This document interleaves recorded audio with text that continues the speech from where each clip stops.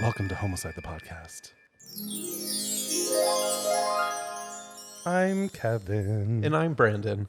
And welcome to episode three. 4? Episode 4? Oh, fucker. I have this listed as episode You 3. do. Yeah. It's not. It's episode 4. Like, I feel like we're too Well, we're not early that. into our podcast for you to not realize what episode we're on. You know why? It's because I'm taking the notes from the previous episode and just copying the Google document. And I changed the title. So would you like to say what this episode is, Brandon? Yep. So this is episode 4 Thank you. of Homocide, the podcast, And where we are... I was going to continue if you Sorry let about me. that. Yeah. But today's episode is on murders with no bodies. No body convictions. Crazy. I How know. can you murder somebody that doesn't have a body? I know. That's the question. I'm excited for this little episode. But Brandon, first off, hello, Brandon. And hello, Anna, Hello. our producer, who you just heard. We love her. It was also her birthday. It was. Happy... Yes. Happy belated birthday. to Clapping you. for myself. Happy birthday. Thank you. Yes. That was fun. It was fun. And we're missing Ethan today. He is traveling the world in Mexico City. Hi, Ethan. Have fun. But also no. Bye, Ethan. But also, no. But also no. How dare you? He will be back and grace you with his voice and His hello. camera talents when he returns. Yep. Anyway, super excited about our stuff today. But Brandon, how was your week? It was typical. Great I story. mean, did anything happen this week that I'm like sitting here and I'm like, I don't know what happened this week. It's a busy week. Anna, how was your week? See, the thing that's hard is that I know everything that's happened with you and you know everything that's happened with me. But I don't always pay attention, so it's still Well, that's kind of new. very true. Yeah. But it's nice to have a third. Yay. It is. I can tell you this. We have officially launched the podcast, and we have a lot of really great interest. We have some awesome reviews. We've had some really great reviews too. coming through. Granted, we know a lot of them. But it's exciting to see the ones that we don't know. Yeah. To be like, oh wait, no, it's real. We're people. I know. At least some people like It's us. exciting. And people are like, "Can I be on your podcast?" And I'm like, "Yes." What are they going to do? We'll figure it out. We'll figure it out. But we will have guests at some point, which I'm really excited about. But we also have Miss KK's and Martina Rita Fajita, Marty. So Kay, our cat, and Marty, our dog, are also gracing us with their presence. I mean, they always will be. Yeah. So, Anna, did we skip over your week? How was your week? It was good. My birthday was yesterday. Mm-hmm. I was a little bit hungover for it. Yep, that's all right. So that was silly goose of me. Great way to bring in the new year. Yeah, happens. absolutely. 26. That's how you do it. It is. I love that. Your birthday reminds me of improv today, where I told the story of being carried out of the dance club naked. Oh my gosh, your cat. So- Oh, I thought Marty was your cat. Oh for a second. no! I was like, your cat loves Your me. cat She's gonna is jump so on my lap. sweet. KK, come here, right here, honey. Come on. Yeah, come here. She's such a bitch. Come here. She right here. might. No, nobody. Literally, no one listening to this can see her. I know, they're at like, all, what the hell are they but talking about? I'll describe it. She's on our artistic carpet. She's looking at us. She's ready. She's willing. She's questioning. She's contemplating. Ready, she's She's willing. looking. She's like, is this the right idea? Yep. She's like, no, fuck you. I'm going to Just sit here feed and me. stare at you. Yeah. Anyway. Okay. So weeks were great. We're going to dive into our no body conviction episodes. Yay. I don't know. Brandon, I think you get to go first today to tell us about your story. I do. And Brandon's been on a trend of like fucked up stories. So I know. And Yeah. I actually think yours is probably going to be a little bit more fucked up than mine from what you've said. Because alright. the weird thing about this is, like I said, Kevin and I kind of like know what's happening with each other all the time because obviously we're married. We're together all the time. We work together. We do this together. It's just all the time. Yep. But this is the one thing that we have that we tell each other that we're not going to talk about. And I have a hard time not being like, shit, Kevin, you need to hear this. Right? So I'm excited for it. Cool. Can you tell us real quick? I want to do before we dive in, I want to do a little shout out because we have some people that are purchasing some swag. I know. If haven't been on our website, we have swag, which is exciting. So I just want to give a little shout out to one of my sisters, Brianne, who jumped on Hey, girl. and purchased some swaggies. She's always been so supportive of us. She's lovely. Anyway, Homocide. I'm sporting our hat. It's the dad hat because we like a good daddy. And Brandon has a cup, which is a cup. So, Wow, you are a great salesman. thank Okay, you. Vanna. Which is Vanna. a cup. Well, Vanna's not a sales, I guess. She's more just like Vanna White. Oh, Jeopardy, Javanna White? Yeah, I don't know why I said that. Anyways, Brendan, you are precious. Okay, let's get your Prada glasses and let's dive in. party glasses? Prada. Prada glasses. Okay. Oh my God. Anyways, okay. Yeah. So, are you ready for my first episode? I've been ready for for my like- story. A week. Yes, we're ready. Okay, cool. Anyways, okay. So my story is on the murder of Helle Nielsen. Hella? Helle Nielsen. Well, Helle Crafts. Helle Crafts. Like her name is Hella? Okay, now you're making me question it. I think it might be Helly because it's Helle. It's not Helle. Hold on. Let's get here. I'll put my microphone to it. Helle Crafts. Helle Crafts? Helle Crafts. It's Helle Crafts. It's Hella. All right. I bet you But it is spelled I bet you Helle. She is hella fun. Or was. No, she's probably dead. But all right. Was. All right. Okay, so Helle Nielsen and Richard Crafts met on May 24th, 1969, which I feel like it's pretty specific on being on May 24th, but they know that date because they met in Miami, Florida, when Helle was training to become a flight attendant for Pan American Airlines. Pan American. Right? Being an airplane pilot, it was no surprise that she would meet Richard. What is Kay doing? I don't know, she's jumping on pillows. Sorry, our cat. Kay. She's fine. She's just Alright. trying to have an adventure. What would you do if she just had a massive shit right there? That'd be awful. She's done that before. All right. has. Oh keep my going. god. I know. Just out of nowhere? On this like chest that we no longer have because she's fucking massively shit all over it. She did. Yeah. What the hell? You know what? Accidents happen to everybody and things and Queen of animals. shit. She's so cute though. Oh my god. Okay, I'm sorry. Go ahead. Okay, cool. So Helle was born on July 4th, 1947 in Denmark. Helle was known as a bright and outgoing person who made friends fairly easy. Throughout her life, she jumped around a bit, going to England for college, then moving to France to be an au pair, which is a nanny. Oh, au pair. Yeah. And then eventually she got a job as a flight attendant with Capital Airways, where she would be constantly jumping from France, Brussels, Germany, and Africa. After some time, Helle decided to apply for a position at Pan Am, which she ended up getting. Richard, he was born on December 20th, 1937 in Darien, Connecticut. People who knew him talked about how he had a very cold demeanor and he always had like a cold stare to him. But he was always interested in flying, and so he got certified by the late 1950s. However, he paused his piloting career for a little bit because he joined the Marines. And by the time he left the Marines in 1968, Richard became a pilot for Eastern Airways, and he also became a part-time police officer. So in 1975, after 6 years of knowing each other and dating, Helle and Richard ended up getting married and settling in the Danbury suburb of Newtown, Connecticut. So yeah, the same Newtown from the Sandy Hook shooting, which is an interesting parallel, but they're not really correlated at all. Goodness. So paired with their 3 children, outwardly, you'd think that they had a normal relationship.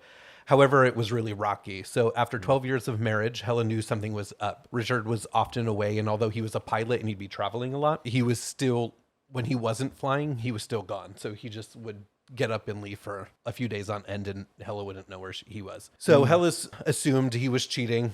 Yeah. But up until this point, she had no idea why he was never around, and she wanted to find out. She only assumed that he was cheating. So she didn't like have a conversation with him to be like, "Hi, husband, where are you going?" No, not that I saw. What year was this again? This was 1975. Oh, okay. Yeah. Oh, you know, sometimes I should just remember my notes and go further because I have. So she asked him. Oh. It's literally the next few words, which he obviously denied, and it only angered him that she would ask. Okay. So by 1986, Helle was over it, and she decided to look into getting a divorce. So after meeting attorney Diane Anderson, things started to shift gears. She would talk about the potential cheating, Richard's volatile temper, and how he was physically abusive to her. And Diane was concerned for Helle's safety. So together they decided to hire... You just called her Helly. I did. Helle's safety. Thank you. You're such a cunt. Anyways, together they decided to hire a private detective to confirm their suspicions so that they could have proof of something. So here walks in Keith Mayo of Mayo Detective Agency. Mayo? Mayo. I like that name. Okay. I was going to make a dad joke and be like, was he... Never mind. Keep going. Mayonnaise, right? Mayo. Yes. Mayo. Yeah. Was he like the descendant of Mayo? sorry. Ugh, you don't get it. Move on.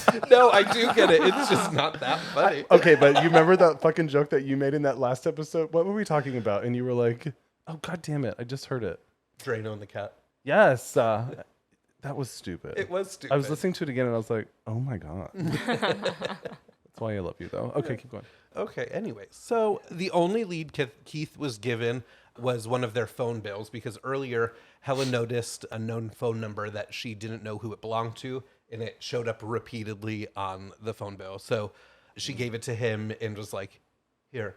Wait, she Do gave, something she with gave this. him the phone bill? Yeah, so that Keith can find out who it was. So Got it. Hella ended up being right because in the lead was enough. So a few days later, he had enough proof to share with Hella. So picture after picture he shared with Hella showed Richard with a woman, the same one, kissing, being affectionate, holding hands, touching each other, rubbing each other, all that kind of stuff. Scandal. Yeah, Rubbing each other. rubbing each What other. does that mean? How do you rub somebody? Like a little rub on the shoulder. Oh, but that's nice. Yeah, right. Like, I mean, not to friends could do. do that, right?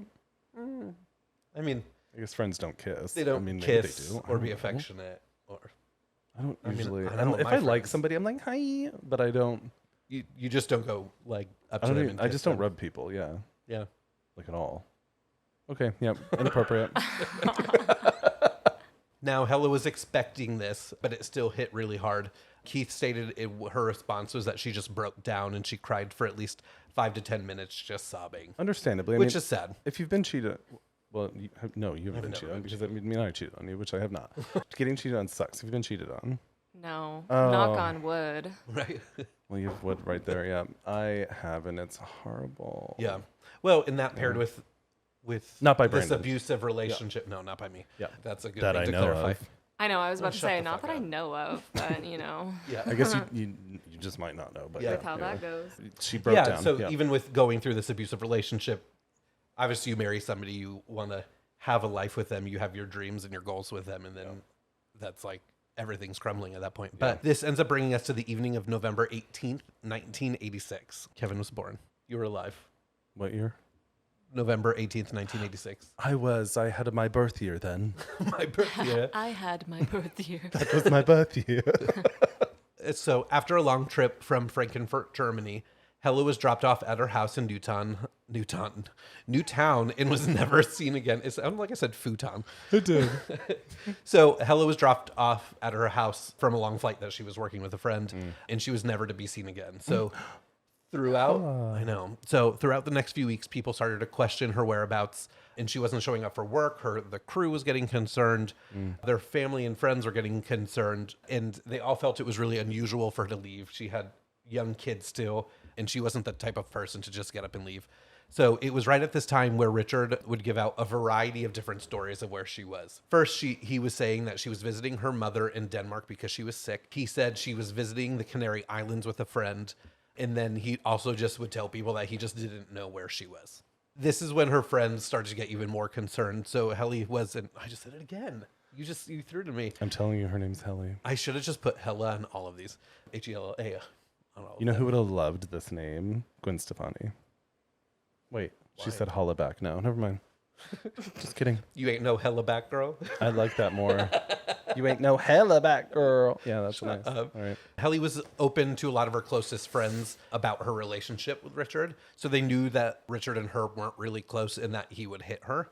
And so that paired with the fact that before she went missing, she told her friends and her lawyer, if something happens to me, don't assume it was an accident. Ooh. Which, that's never good. No, see, when you got to be saying that shit, you need to fix something in your life. Right? Yeah. Right? Like, you're doing something that you need to change. So 13 days after going missing, Diane reached out to Keith Mayo. After hearing from some of Hella's friends and hearing the panic in their voices, Diane knew something was up. So from this conversation, Keith ended up going to the Newtown police to report her as a missing person. And Keith was the private investigator. Private investigator, Okay. yeah. So now, like a lot of the stories that we'll probably end up talking about, and we already have with even the Candyman killer, the police ended up turning a blind eye and didn't believe Keith. Can we just do a PSA real quick for all of the police? Because last night, I did not feel great. And so I was like laying on the couch watching a whole bunch of murder shows. I know. And they were all about the NYPD. not doing anything about missing persons. Yeah. And they were assholes to these family members that were trying to look for these people. It was awful. Yeah. So PSA, police officers, detectives, come on now. Right. Especially if it's like, what was this, 13 days? All right. To go into it a little bit more, don't forget, Richard was a part-time police officer. Oh, shit. Yeah. Corruption. I mean, there are a lot of domestic abusers that are police officers. Which Yeah. is, Like that's really there are terrifying. It is statistics terrifying. about that. Yeah. Yeah. oh, God. We should bring those up at a next episode or something. We should. That's actually terrifying, too, because what a way to cover up something. I Oh, mean, yeah. it's a Right? power And it's a thing. boys' like, club. okay, yeah, if Yeah. I need power, then I'll go be a police officer. Ugh, but it's also a boys' club. I feel like they're like, Oh, I'm going to protect absolutely. my own, even if Yep. you murder somebody. Yeah. Yeah, Ew, absolutely. I hate it. Absolutely. So, although he wasn't part of the Newtown police, he was the neighboring Southbury police station. However, Connecticut's really small. I grew up in Connecticut. People know people in towns all over. So Yeah. they're all little tiny towns. Now that we all know that this means that because he was a police officer, there's no way that he could have done anything wrong. And I have in here, and this is just funny with what you just said. I have, like, it doesn't fucking matter. If someone's missing for that long, you fucking look into the case. It's a lot of Which swears. but I think that happens a lot because even last night, all those episodes, they were like, they're an adult, they're allowed to go missing, and it's like, oh my god, You are allowed to go missing. you're allowed to just go let you missing. know. Just an Go missing. FYI. Right. But But how also- many times are people actually murdered during that period when they're like, well, people are allowed to go missing? Like, what's the stats to be like people that are actually, oh yeah, they just went out for 3 weeks, and then how many are actually murdered? Yeah. It's I don't probably know. more murder. So after being told that she'd probably return, Keith left the police office and decided to do his own investigation. At this point, Keith was super invested. I mean, he knew what kind of man Richard was, so he didn't really want him to get away with it. Yeah. Keith ended up talking to the family's live-in nanny. In this recorded conversation, the nanny talked about seeing a mysterious dark stain on the carpet inside the primary bedroom door after Helle's disappearance. She said it looked like a stain, but it hadn't been there before. She then talks about how Richard eventually ripped up the carpet and replaced it. When the nanny questioned him, he wouldn't give her a reason why. So along with the carpet, there was also a large deep freezer that was missing from the home, and the credit card receipts credit card receipts showed that Richard rented a U-Haul truck and a wood chipper shortly after she went missing. I'm getting very much Fargo right now. Wood chipper. Yeah, Fargo. this story may have inspired Fargo. It has. It has. It's actually my fun facts at the end. Oh. Shit. Why do I always jump ahead? Because and you I just haven't do. even seen this. No, this is just what you do.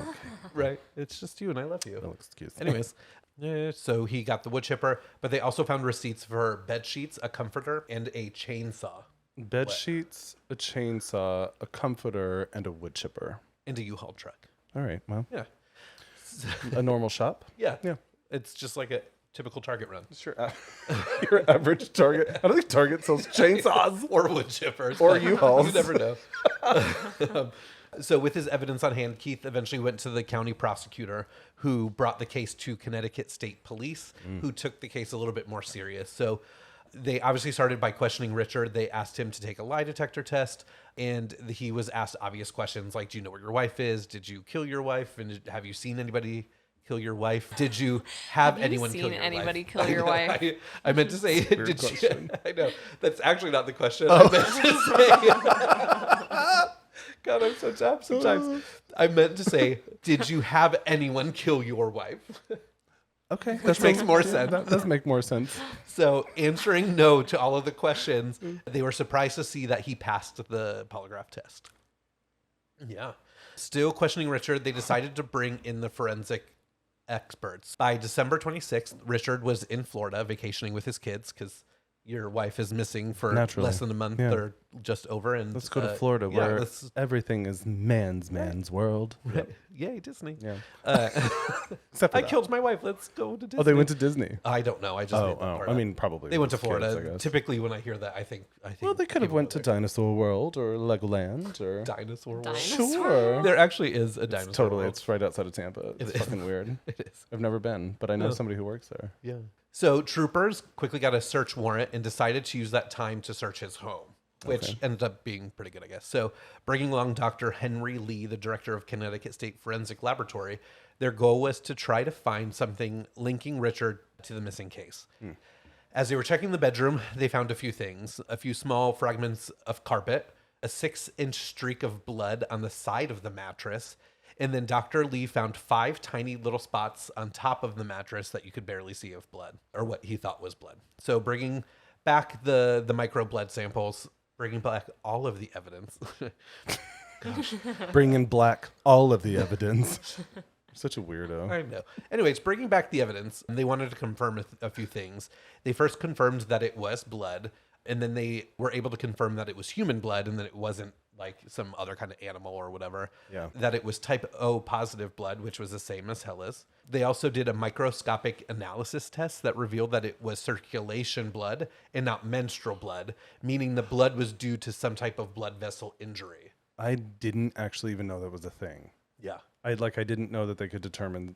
Which, I mean, it makes sense. Yeah. With menstrual blood, I'm assuming there's more than just blood there. So Yeah, well, they were able to test I think that. there's because there's also mucus, and then I mean, basically it's like you're shedding all the Which Like makes I know. I mean, Anna, is that the case? We're just I like Two start listing gay off white everything men. that's in period blood. This. I'm like, yeah, it's this. And I'm like, I think it's these. and we're like, there's different kinds of blood. I mean, I knew there was We're different gay. like It types of happens. blood, but yeah, we're very. I'm like, oh, I thought your menstrual blood was the same as your blood running through your veins. No, All it's right. not. Dr. Lee was also able to tell the angle and intensity of the impact.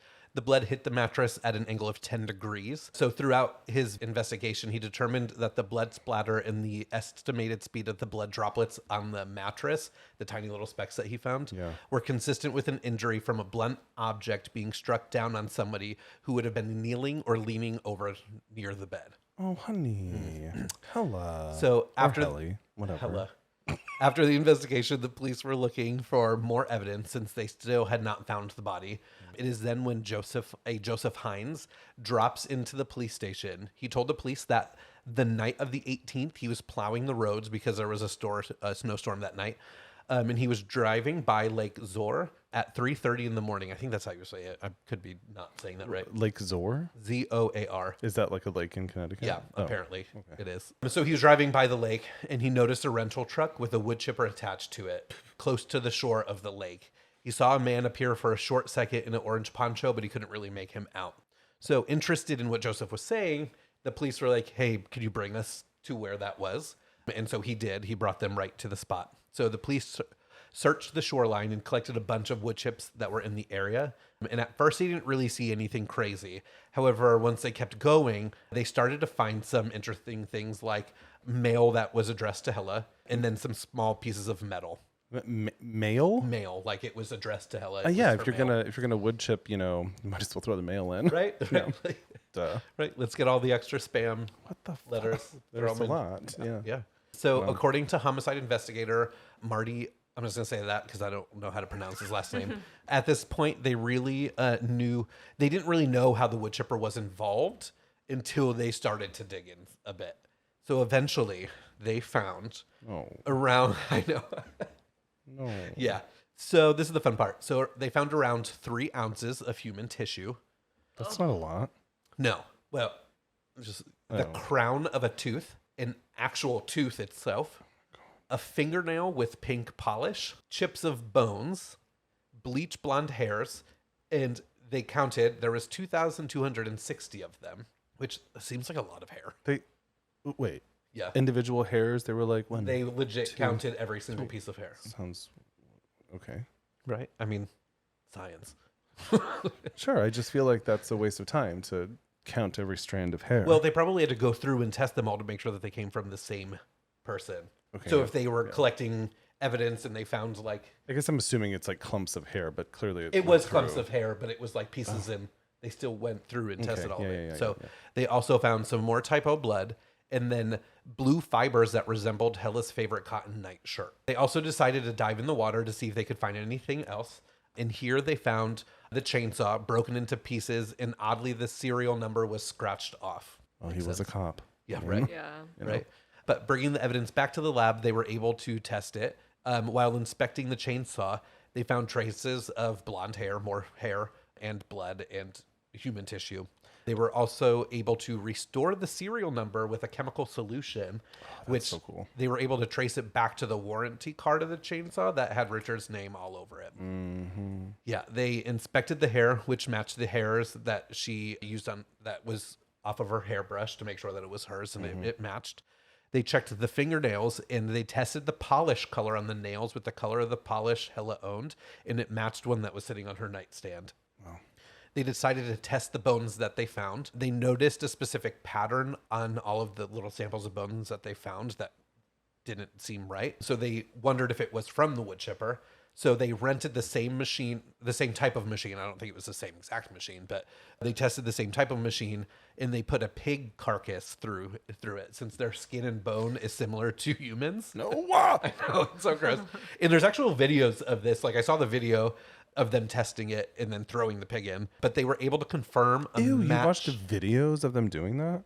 What? I mean, it was just it was like their investigation that they had recorded. No, but you watched them put the pig in there? I saw it, but I didn't watch like that piece. What I was watching only like stopped it after they threw the pig in. I didn't see got the it, got pig. it, got it. Yeah, Okay, no, yeah. no, I didn't see that part. Good. With doing that, they were able to confirm a match on the patterns of the bone fragments of the pig with the bones that they found on the shoreline. So they had the same pattern marks on the bones. They also brought in a forensic dentist to try to match the crown and the tooth that they found on the shore to Helle, which they were able to. And then from the findings, investigators came to the conclusion that Helle arrived home. She confronted Richard with the images of the affair. In anger, Richard must have struck Helle in the head with the end of a police flashlight at least 2 times and stored her body in the deep freezer until she was frozen that night.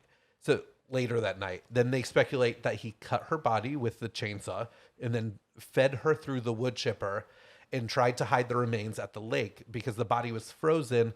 There wasn't a lot of blood at the scene, and most of the small fragments that he faced to the water went into the water only to be washed away with the shore, on the shoreline. That's why there wasn't much evidence left behind. That's why they only found 3 ounces of human tissue. Yeah. By January 13th, 1987, the state of Connecticut Medical Examiner's Office issued a death certificate due to the overwhelming evidence that she was put through the wood chipper. Yeah. In May 1988, the murder trial began. When the 4-month-long case went to the jury for deliberation, they were in there for 17 days, and one juror was in favor of the acquittal. This juror ended up refusing to deliberate any further after the 17 days, and he walked out, thus causing the case to go into a mistrial. Jesus. So by November 1989, a second case came to trial. And at this time, after 8 hours deliberation, Richard received a guilty verdict and was sentenced to 50 years for murder. Richard. Like a couple of my other stories, I'm not finished. Oh, Jesus. Right. Moving forward to January 30th, 2020, 20 years after being in prison, 83-year-old Richard was released early due to a law that was in place at the time of the sentencing that allowed for sentences to be reduced for good behavior. His sentence was reduced by 30 years. Not fucking okay. 30 years. Since then, the law has changed, but it obviously worked out in Richard's favor. And then according to the Newtown Bee, after his release, Richard moved to a halfway house for veterans in Bridgeport, Connecticut, where he would be supervised by a parole officer until around June of 2020. From what I've seen, he's not still dead. alive? I think he's still alive, just chilling in Connecticut somewhere, New York maybe at this point. So, Fuck you, but Richard. he is obviously old. In 2020, he was, what did I say? 83? Yeah. 83. So I have a couple interesting facts. One was the fact that this murder helped inspire the 1996 movie Fargo. It was the first murder conviction in the state of Connecticut with no body. And interestingly, this was the first case that was ever aired on Forensic Files, episode 1, season 1. Oh, Yeah. Forensic Files. We all know how much I love Forensic He does. Files. Yeah. So I'm sure we've probably seen it. heard this one before, but There's been so many There's goddamn just- episodes. yeah, Because a there's lot. so many murders.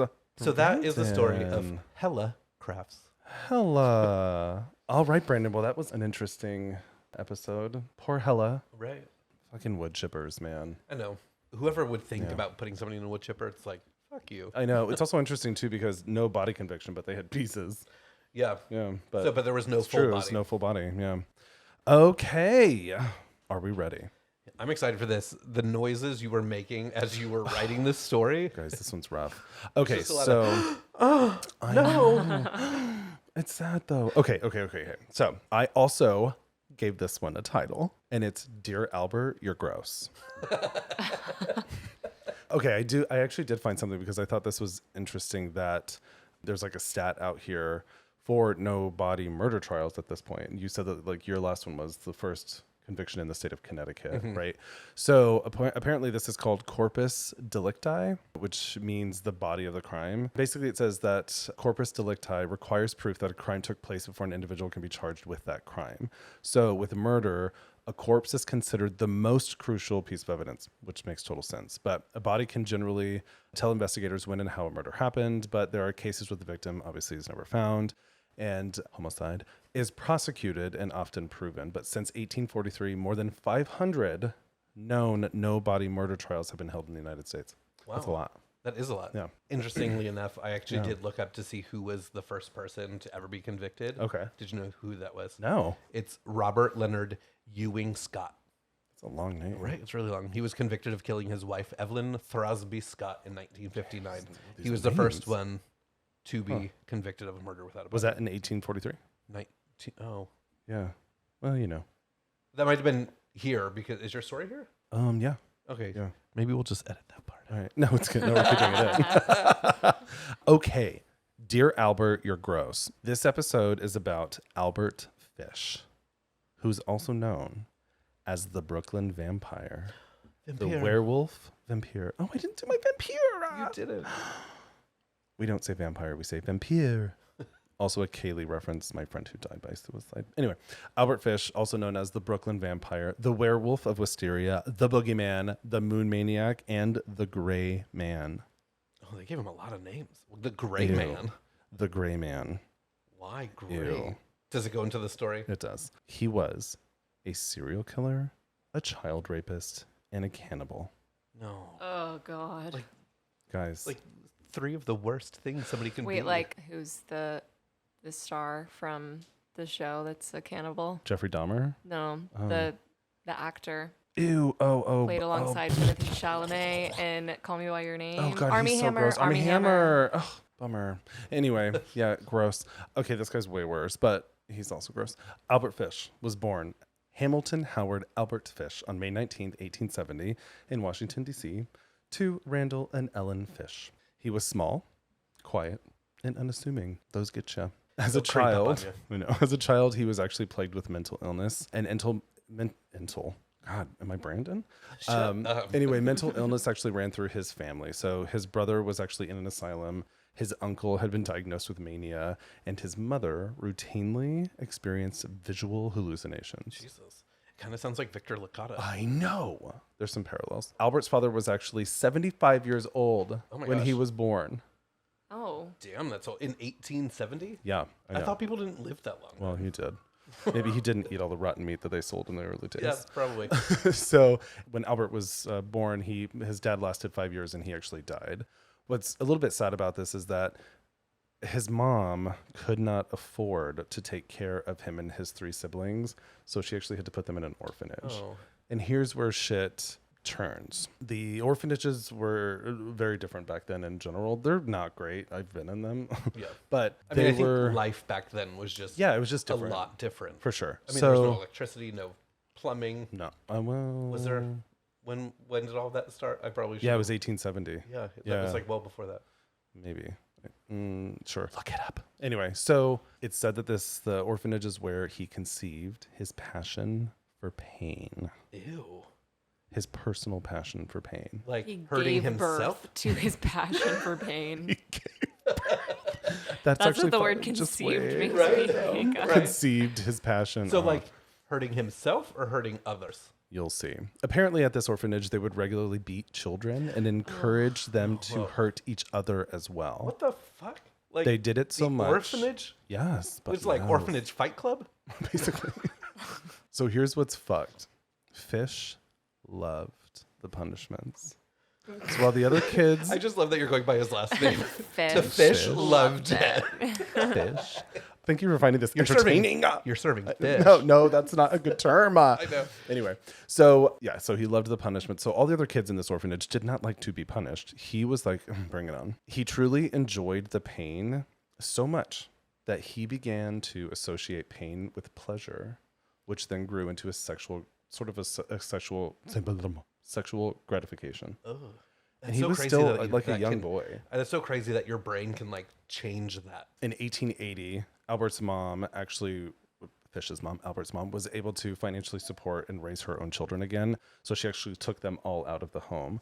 Unfortunately, everything was already there, right? So his like love for getting hurt and having pain and like turning it into some sort of a sexual response. Once he was back in his mother's care, he missed the pain so much that he would beat himself. And in 1882, he actually developed a super unhealthy relationship with a telegraph boy who introduced him to urolagnia and coprophagia.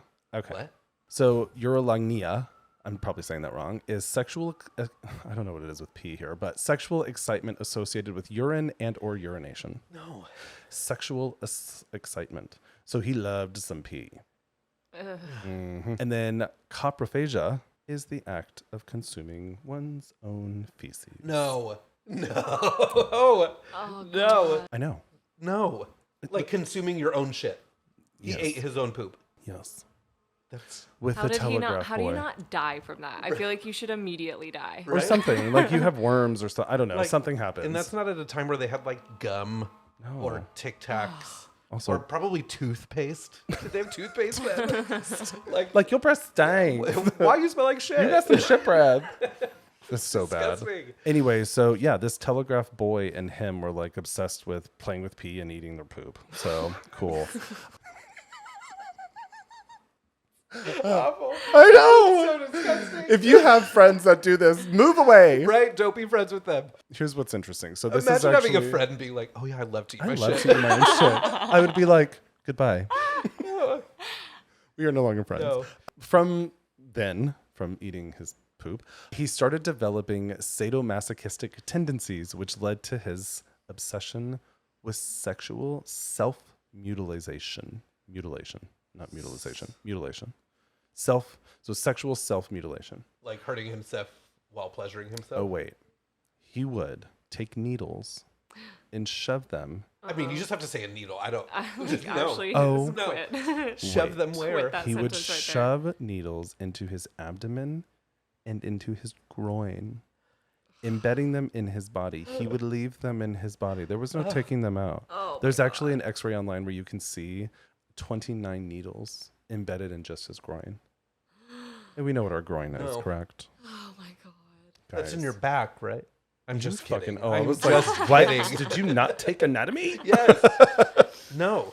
Yeah. So he would also flog himself with a nail-studded paddle. Flogging is like he'd Whap, hit himself. whap. Yeah. So he was just shoving needles and shit and fucking hitting himself with a nail-studded paddle. while eating his own shit. Like motherfucker needed to be in an asylum with his brother. Yes. What kind of orphanage was he in? This is insane. Oh no, this was after the orphanage. No, This I is know, when but he was this back with brought his the mom. orphanage brought in this Yeah, behavior. yeah. Right. This is why we don't just beat children. Anyway. Okay, 1890. Once Albert was 20 years old, he actually moved to New York City. Oh, great. So, once in New York, his curiosity with pain grew so much that he started prostituting himself and molesting and torturing young boys. So, upon his arrival to New York City, he actually ended up becoming a sex worker here. And so, while he was sex working, that is when he started to grow a desire to molest young boys. Oh. Yeah. This is like Already full of another layers. version of the Candyman. Oh, God. Right? Except he was the fucking Brooklyn vampire. I can't deal with it. In torturing these young boys, his favorite weapon to torture, what do you think it was? Well, something fucked up, It was that fucking nail-studded paddle. of course. So he's just whipping all the... I can't. In 1898, Albert actually marries a woman named Anna Mary Hoffman in an arranged marriage that was facilitated by his mom. So his mom was like, you need to marry a woman. So she found a woman for him and was like, here you go. I was going to say, I feel Get like married. that was... I wasn't expecting him to marry Yeah. a woman. Well, I mean, it was 1898. Well, yeah. He But, wouldn't go marry no man. well, I didn't expect him to be marrying to anybody. just marry in general. Yes. Yeah. Gay marriage wasn't around then? No, What? I know. So interestingly enough, he was a house painter, which I thought was really kind of interesting. Like, okay. So he became a house painter after he was a sex worker. I So, feel like the great. sex worker part was The surprise? would be... No, I feel like Oh. the paint is a surprise. I feel like, why didn't he just stay with the sex work? I don't know. Maybe because his wife was like, what are you doing? You should paint houses. I don't know. So You need to have a real job. paint houses, Albert. Albert and Anna actually ended up having 6 kids. Oh. So he had Albert Jr., Of course. Anna, Eugene, Gertrude, Henry, and John. Oh, and John. He never abused his own children, Oh. ever. That Which actually was kind of Slay. surprises me. yeah. Thank Oh, you. he's a good dad. Oh, Thank you. Good job. Such a good dad. Fish, you're so great. Ugh. So 1903, he was arrested for grand larceny and incarcerated to Sing Sing prison, which Sing Sing prison is like oh shit. I wrote it down because I was like, Sing Sing, this must have some sort of meaning. It didn't. It was just like the name. So 1903, he was arrested for that. Obviously, he got out pretty quick. And then jumped to 1920.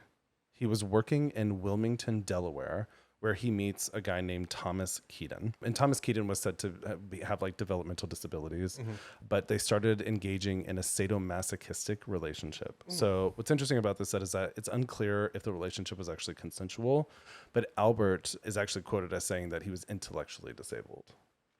Here's where things get spicy. Oh, now it's going to get spicy. Yeah.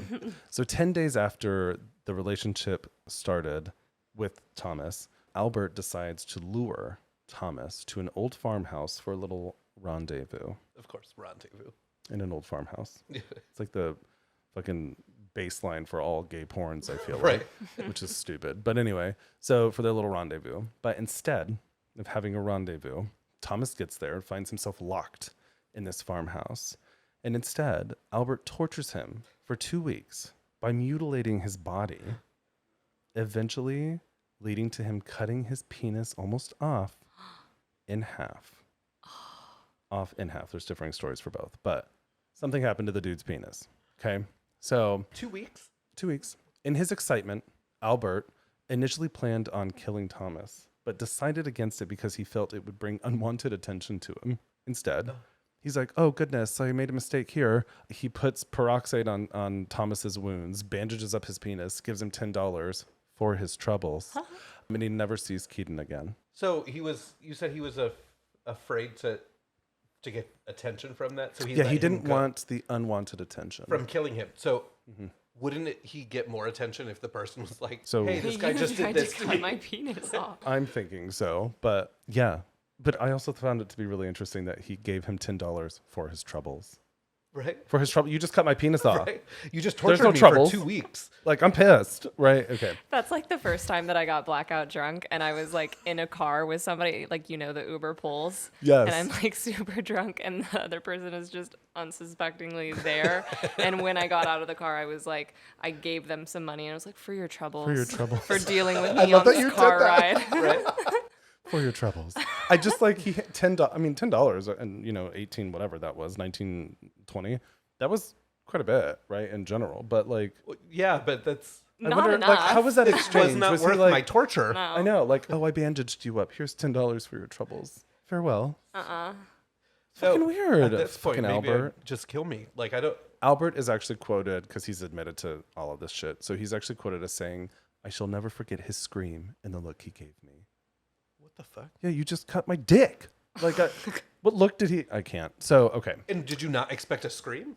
I know. So jump back just a kind of bit. 1917 is actually when Albert's mental illness really took a hold. So I kind of jumped to 1920, but 1917, his mental illness in general was like really, really going bananas. So his wife actually ended up leaving him for another man named John Straub. But he left, but this is interesting. His wife left all 6 kids with Albert. So his mental illness is getting crazy, and she's like, peace. Oh, Leaves yeah. all kids with him. That's What right. the fuck kind of mom is that? So, okay. She gets remarried. What's interesting, and I didn't put it in my notes, but it's actually said that he would make his kids, he didn't abuse them, but he would make them play like these weird, not healthy games with each other. There wasn't a lot on it, but it's worth noting, I guess. But this is actually when his self-harm increased and got a little bit worse. So he put more pins into his groin. And you want to know what he started, because that sexual like pain can only go so far. He needs another one, right? Yeah. So you know what he ended up doing? What? He ended up stuffing wool covered in lighter fluid into his anus, his anus, which And lighting it on fire. which we call A noose. anuses. So he wool covered in lighter fluid into his anus, and he would light it on fire. Again, I don't understand how this man didn't die. Thank you. Like, wasn't that like a little bomb inside of your butthole? Like, I feel like that would have like totally destroy your intestines. I'm like, ow. Wow. Like, I mean, he liked the pain. I mean, but, you're like, ow. He's ooh. Yeah, he must have been just jerking it and was like, oh yeah, ow. Just like, that's a lot. No. I can't. So, okay, 1919. This is right before the 1920 thing with Thomas. He had a full-blown obsession with torture and started to tinker with the idea of cannibalism. And that's when he started thinking about murder. So then that led to Thomas. After Thomas, he got really into it. And he's like, oh, I should kill kids. So he starts looking for kids that he, in his opinion, he thought wouldn't be missed, which I didn't include in here, but you can imagine what type of children he thought wouldn't be missed. I mean, he was a that's fucking racist, that's kind of like the Candyman. Yeah. Not race-wise, but it was people who he thought nobody would. Yeah, it was like it wasn't only like due to race, but they specifically mentioned like little black boys. But then it was really kind of any othered children or kids that were homeless or in an orphanage or whatever. Basically, how he was kind of abandoned when he was younger, that kind of thing. So he actually started looking at advertisements in local papers. What's interesting about local papers then is that they would put advertisements for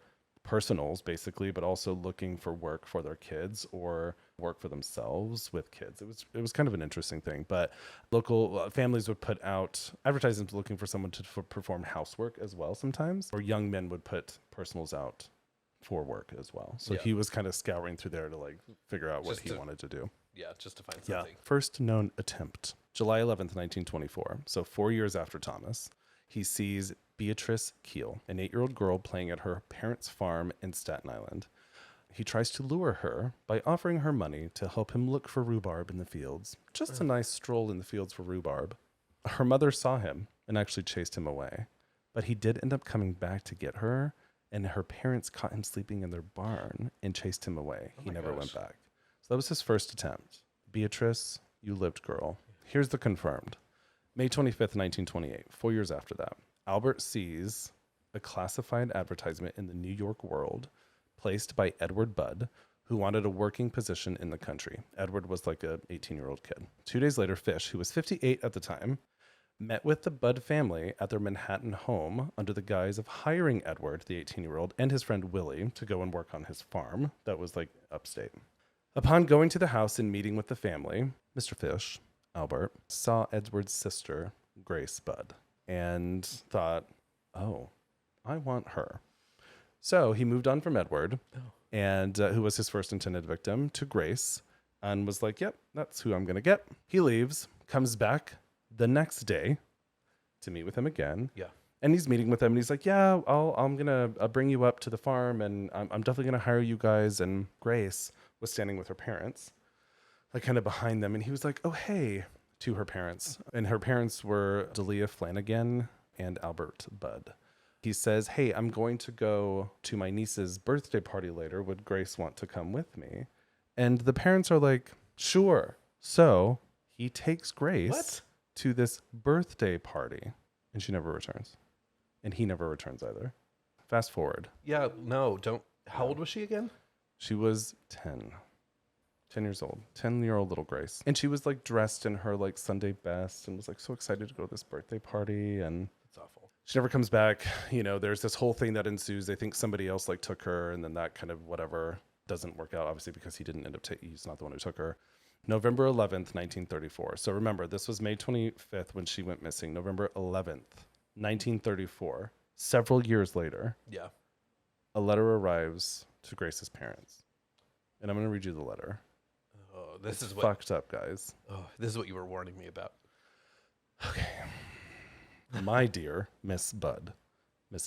How formal. In 1894, a friend of mine shipped as a deckhand on the steamer Tacoma, Captain John Davis. They sailed from San Francisco to Hong Kong, China. On arriving there, he and 2 others went ashore and got drunk. When they returned, the boat was gone. At that time, there was a famine in China. Meat of any kind was from $1 to $3 a pound. So great was the suffering among the very poor that all children under 12 were sold to the butchers to be cut up and sold for food in order to keep others from starving.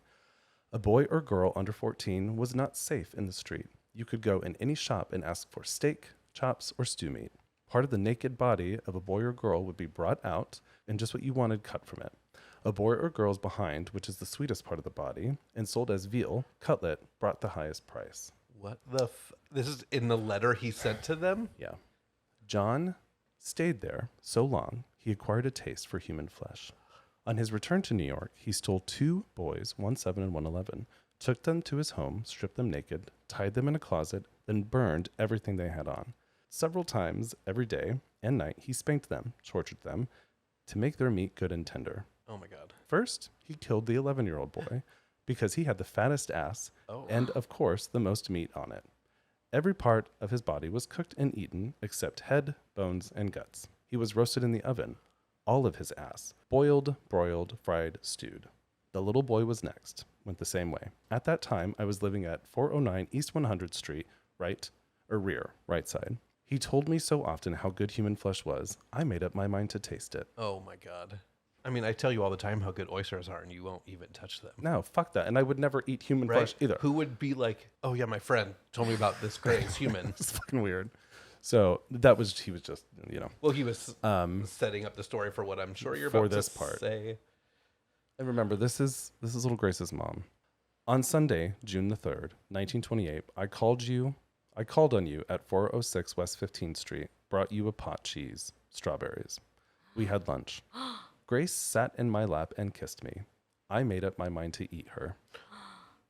On the pretense of taking her to a party, you said yes, she could go. I took her to an empty house in Westchester I had already picked out. When we got there, I told her to remain outside. She picked wildflowers. I went upstairs and stripped all my clothes off. I knew I did not want to get her blood on them. When all was ready, I went to the window and called her. Then I hid in a closet until she was in the room. When she saw me all naked, she began to cry and tried to run downstairs. I grabbed her, and she said she would tell her mama. First, I stripped her naked. How she did kick, bite, and scratch. I choked her to death, then cut her into small pieces so I could take my meat to my rooms, cook, and eat it. How sweet and tender her little ass was roasted in the oven. It took me 9 days to eat her entire body. I did not fuck her, though. I could have had I wished. She died a virgin. Oh my God. End of letter. He fucking wrote that and sent it to her mother. Yeah. Oh my God. Which, Are you serious? when I read that, I was like, oh my fucking God.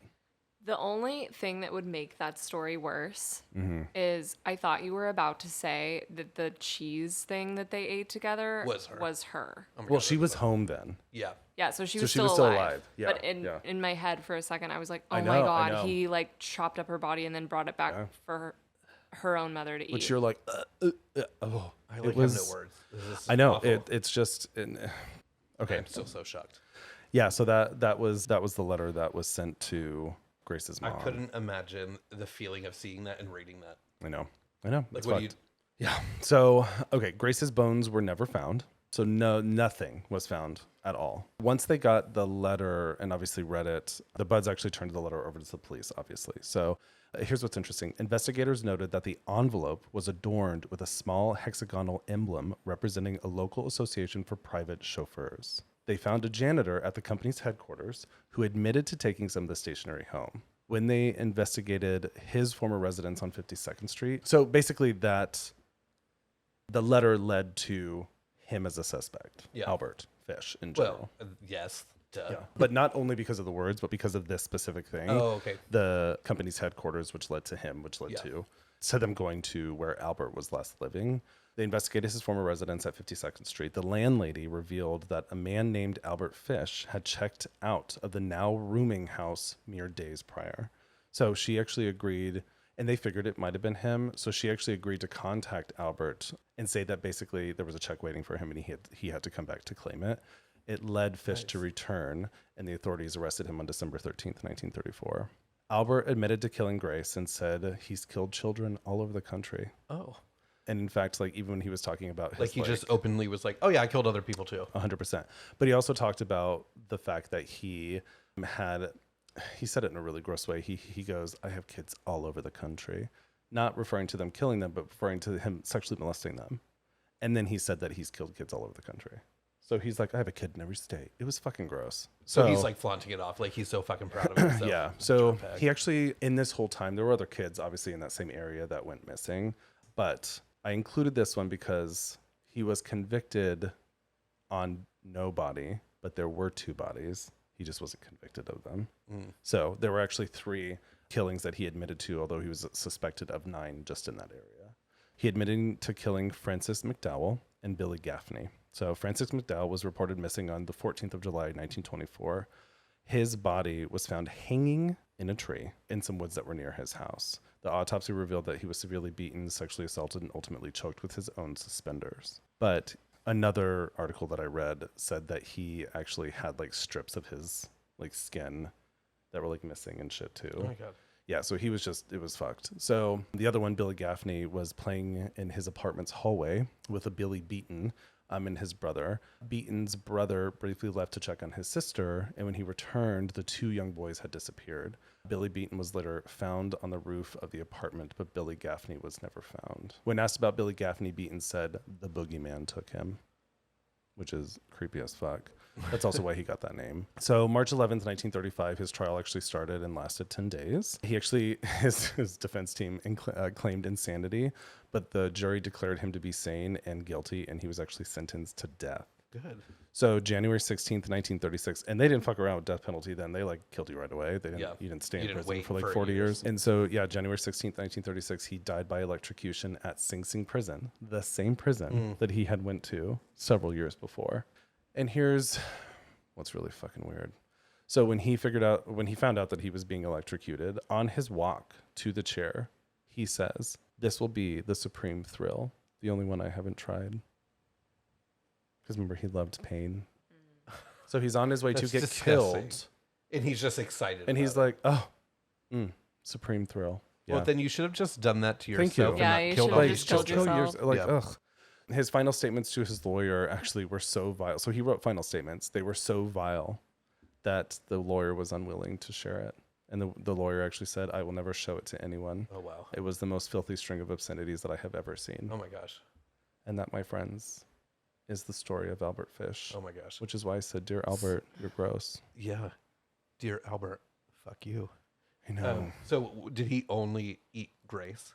Is that the only body he had? No, likely not. No. Yeah, they But just- so even though the other bodies he admitted to killing, he was only ever convicted for Grace. Yeah. Because he got the death penalty, I think. So realistically, they're thinking that he has killed up to 400 kids. My God. That's No, insane. I know. He was like, I've killed hundreds or whatever, but they don't, like, to this day, they obviously don't know. And that was, Well, it was in the early I would 1900s. suspect that from his 20th year on, or at the very least after Thomas, Yeah. he He likely started progressed. killing after that. Yeah. Yeah. Because I mean, here's the thing. I think that a lot of people, when they have some sort of addiction or some sort of like sadomasochism, whatever it is, that's not only a once a year thing. Yeah. Like they're doing shit often. Oh, yeah. They're always trying to find that next thing. Well, and I think that he was obviously hurting himself, but that turned into wanting to hurt others, and it just kept building, right? Yeah. That's why he started just fucking eating people. It's just so It's disgusting. It's so gross. I know, that's why. But when I was reading this shit, I was like, this is horrible. I know. I was hearing it. I know. So yeah, that was On the topic of eating meat, you want to talk about our next episode? yes, that was episode 4. Yes. But the cool thing is that our next episode 5, is all about Thanksgiving. Yes. This is going to be our episode right before Thanksgiving. So That's right. The Tuesday. we joked about yeah. calling it our Thanksgiving episode. We did. Thanks, killing. And then I switched it to thankful for ... murder. Nope. Nope. Yeah, episode 4 comes out on, what is that, Tuesday the 22nd, Yes, I believe so. I think, which is exciting. So hopefully everyone is loving this podcast. If you are, only if you are, please go rate and review us, specifically on Spotify and Apple Podcasts. We would love to hear from you. It helps us build the podcast as well. You can go to our website. We have merch available. Subscribe on YouTube. Follow. We're on TikTok. We post some fun shit there. On all the things. On all the things. Except for that one X thing, What's that? right? What? Yeah, no, we're not on that. I don't know her. I don't even know her. Anyway, episode 3. No, fuck. 4. Episode 4. What is wrong with me? We've already talked about this, Kevin. Oh my god, look, this one still says episode 3 and it's actually episode 5. Guys, Anna, thank you. Brandon, Thanks. thanks. It was a Brandon, blast. thank you. Thanks for your wood chipper. And thanks for your. I feel Cannibal. ill now. I know. I contemplated not reading that fucking letter No. because it was rough. Let's but get something vegan for dinner tonight. oh, Oh my god. excuse me. Thinking about human meat just. That just came out. Okay, but can we not forget about the fact that he put wool I know. soaked in lighter fluid up his Insane. butthole and lit it on fire? No. I want to know how. I feel like there should have been a Grey's Anatomy episode about that. Oh my god! If the producers are listening, / the writers, because they would be doing that. Let's do. They're really it. running out of material. So They are. They really are. Oh yeah, wool up a butt. I don't even know. It's just fucking crazy. Anyway, thanks for following us. Until next time. Bye. Bye.